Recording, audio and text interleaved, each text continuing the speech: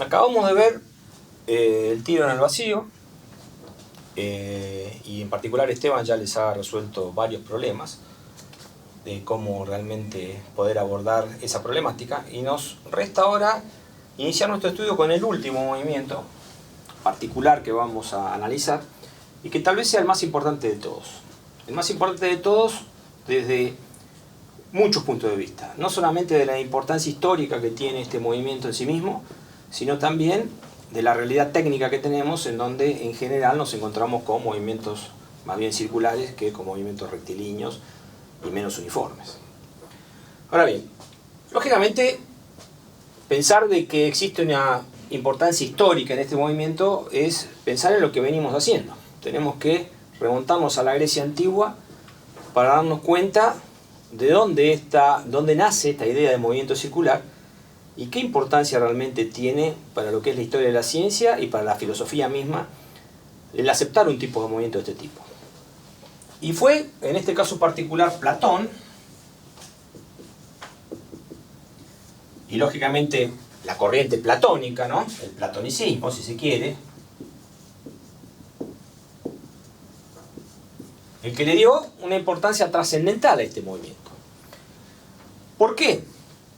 Porque en tiempo de los griegos, lógicamente, lo que más le asombraba a estos, podríamos llamarlos filósofos, físicos y matemáticos, era el tema planetario, el movimiento de los planetas, de los cuales había algunos que eran particularmente interesantes, como digamos esos planetas a los cuales realmente reconocemos como tales, que en ese momento estaba Marte, Júpiter, Saturno y Venus. Y por otro lado, lógicamente, las estrellas.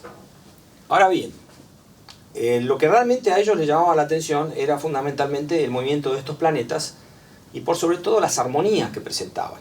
Por ejemplo, la Luna, considerada como planeta, presentaba ante todo una armonía en cuanto a la repetición de sus movimientos que les llamaba realmente y verdaderamente la atención. Lo cual llevó a pensar en la posibilidad de cuáles eran las órbitas que seguían estos planetas, cuáles eran las trayectorias que seguían. Y esa armonía, precisamente de la cual estamos hablando, esa periodicidad, precisamente encaja muy bien en lo que podría ser un movimiento de tipo circular. Ya que nosotros sabemos que en un movimiento de tipo circular, es decir, cuando la trayectoria es una circunferencia, la partícula va a pasar varias veces por el mismo punto y por lo tanto, de alguna forma u otra, va a poderse encajar o va a poderse responder a esa armonía con un movimiento de este tipo. Fue tan importante el movimiento circular que el haber Platón establecido para las órbitas planetarias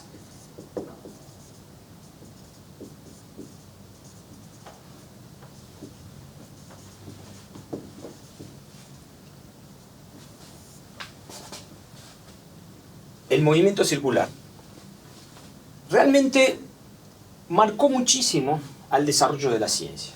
¿Por qué? Porque Platón en realidad encajó las órbitas planetarias dentro de lo que podría ser un movimiento circular, no aplicando ningún principio matemático o ningún principio observacional que le permitiera a él realmente responder con este tipo de trayectoria. Más o menos, considerando órbitas planetarias circulares, se daba cuenta en principio de las observaciones, pero había muchos desfasajes, había muchas problemáticas que no coincidían al pretenderle dar a las órbitas planetarias movimientos circulares respecto de lo que se observaba, respecto de lo que se registraba. Entonces, lógicamente, la cosa se fue complicando porque a los planetas se los hacía dar a su vez órbitas en sí mismos para poder encajarlos con lo que se observaba, y el modelo matemático al cual se arrima para poder explicar el movimiento planetario fue muy complicado. Sin embargo, este requerimiento de órbitas circulares, que se lo conoce en la historia de la ciencia como la maldición de Platón, estuvo vigente hasta Kepler.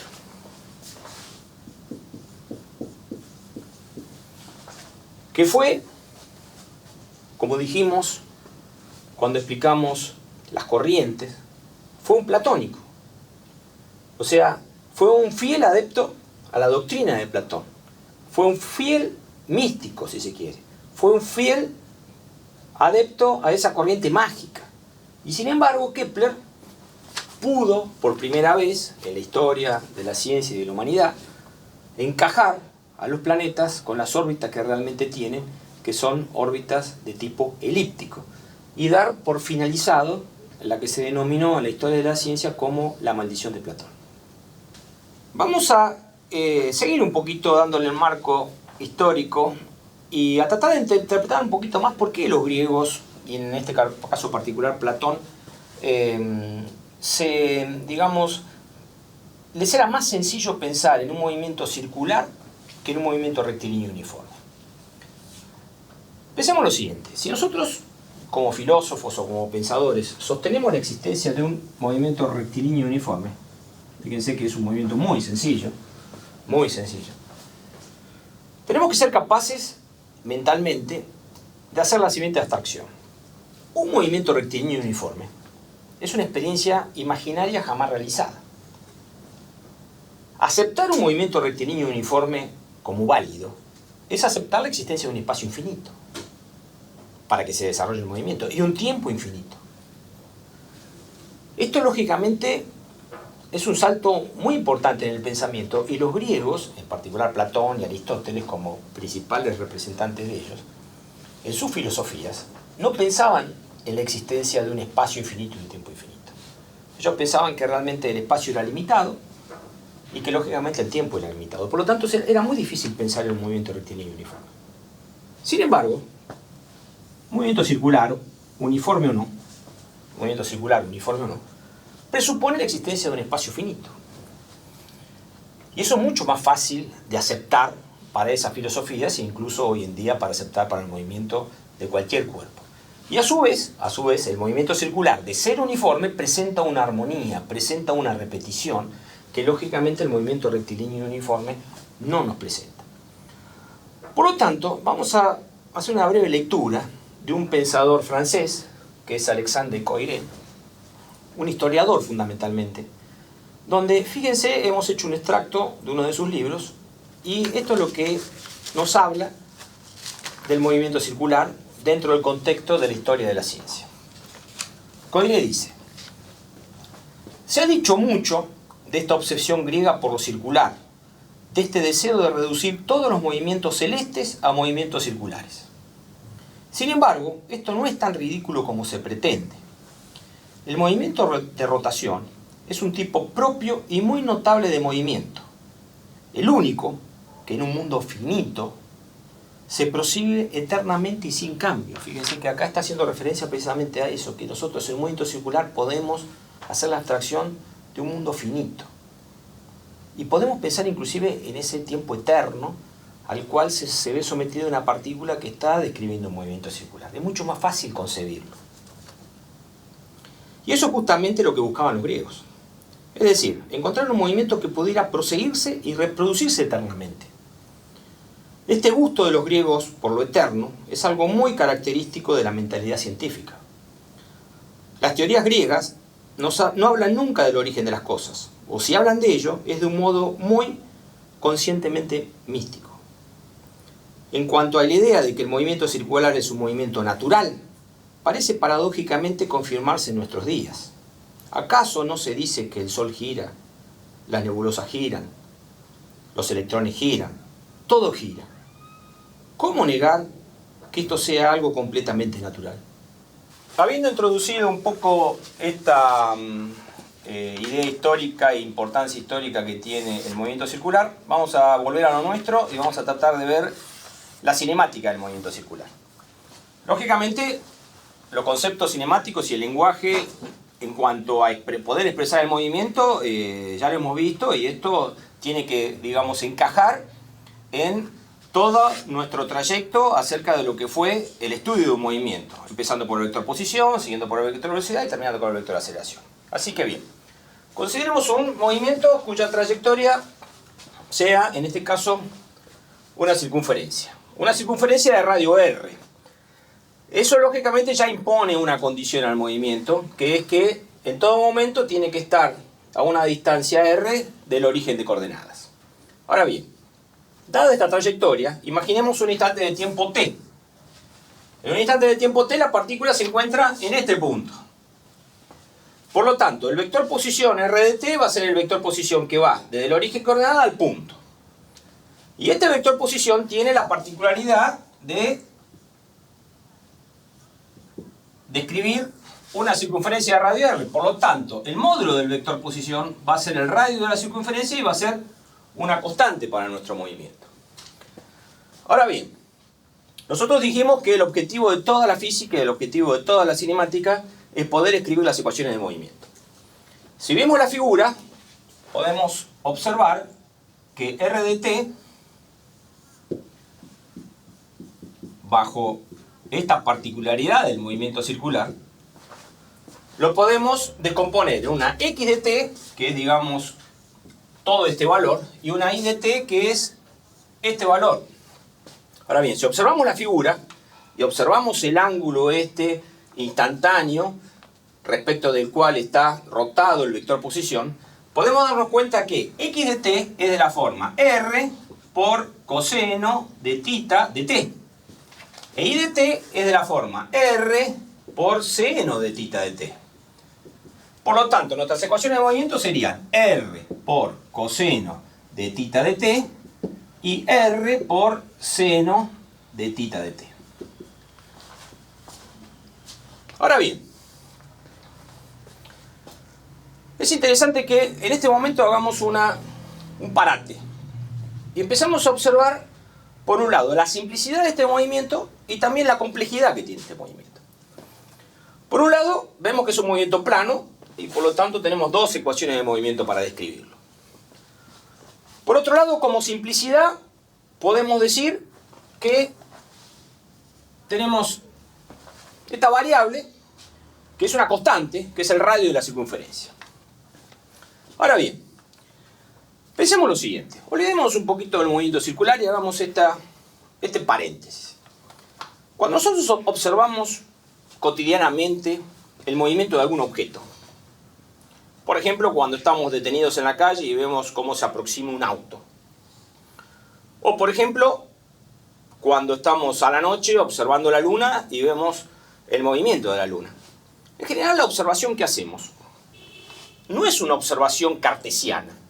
O sea, nosotros no observamos del objeto que se mueve la posición en el espacio. Es muy difícil determinar el x y el y de un objeto.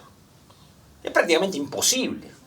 Porque determinar el x y el y significa medir con la visión dos distancias respecto a un sistema de referencia que supuestamente que somos nosotros, el observador. Y es muy difícil poder ubicar un objeto como este, por ejemplo, en la coordenada x y en la coordenada y.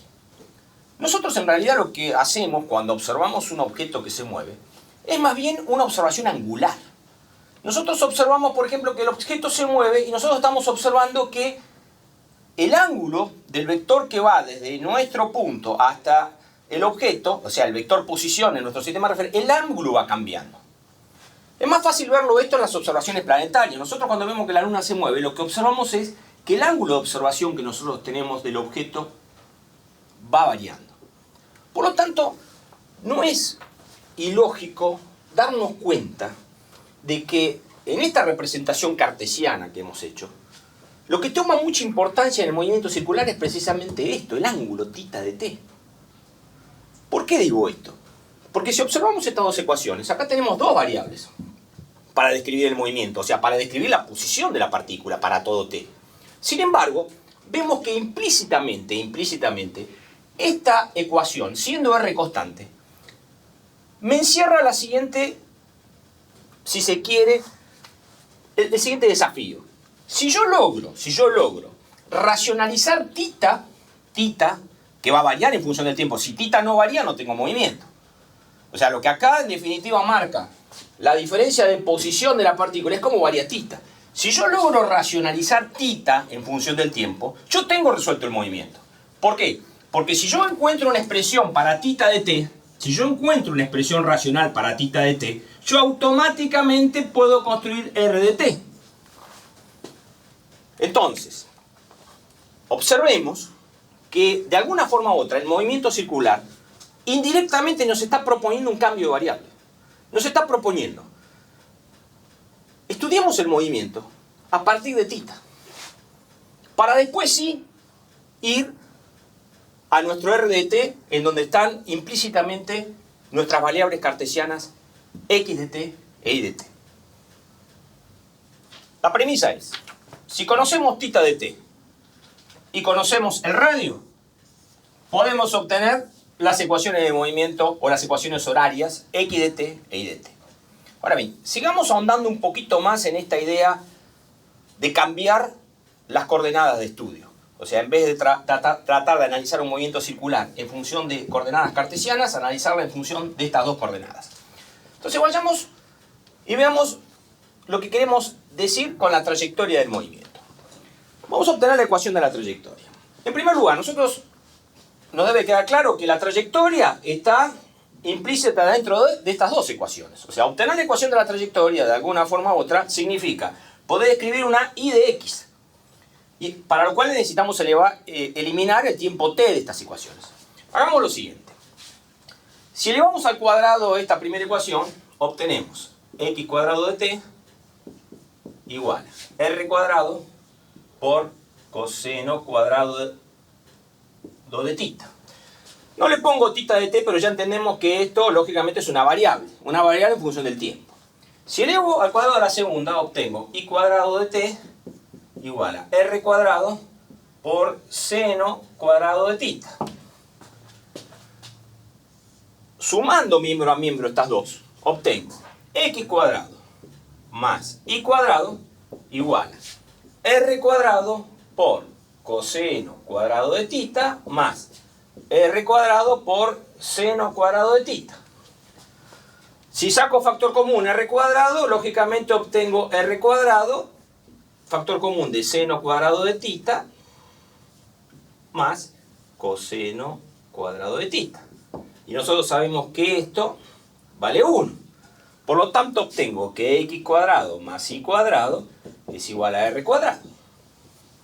Ahora bien, era lógico y esperado el resultado. En definitiva, esta es la ecuación de una circunferencia en coordenadas cartesianas. Entonces ahora preguntamos lo siguiente. Fíjense que es una ecuación, o sea, esto es una y de x, esto es una y de x, y esto es una y de x, digamos, compleja. Para cada valor de y, tengo el valor de x correspondiente y viceversa. Esto me define el lugar geométrico de todos los puntos, que es esta circunferencia que yo tengo en el plano. Ahora la pregunta es la siguiente. En coordenadas polares, fíjense que ahora introduzco esta idea de coordenadas polares. Introduzco ahora este nombre de llamar las coordenadas polares. En coordenadas polares. Las coordenadas polares ustedes saben que se manejan con dos variables para un plano, que son ρ y θ. En este caso particular de un movimiento circular, ¿cuál es la ecuación de la trayectoria de una circunferencia expresada en coordenadas polares? ¿Cuál es? Si piensan un poquito, se van a dar cuenta de que la característica que tiene esa circunferencia es que el radio es constante para todo θ. Por lo tanto, en coordenadas polares, la ecuación de la trayectoria sería ρ igual constante igual r. Observen esto. Ecuación de la trayectoria en coordenadas cartesianas. Ecuación de la trayectoria en coordenadas polares. ¿Cuál es más compleja? Obviamente, esta es mucho más compleja que esta. ¿Por qué? Porque esta no es adecuada para describir algo que tiene forma de circunferencia. La que es adecuada para describir algo que tiene forma de circunferencia es esta. De alguna forma u otra, las coordenadas polares, precisamente, tienen esa particularidad, que permiten medir variaciones angulares, y si el radio es constante, lógicamente, la ecuación de la trayectoria termina siendo ρ igual constante, y en este caso ρ igual r. Para todo θ. Entonces, nos damos cuenta de que si bien esto es importante, esto es nuestro objetivo, porque nunca debemos perder nuestro oriente, que son las ecuaciones horarias del movimiento, y ahora vamos a aclarar un poquito el porqué. En este caso particular, nos conviene, para poder acceder a esta, hacer un cambio de coordenadas para el estudio del movimiento circular. Debemos de alguna forma u otra darnos cuenta que en un movimiento circular, la vedette es θ de t, porque el radio es una constante.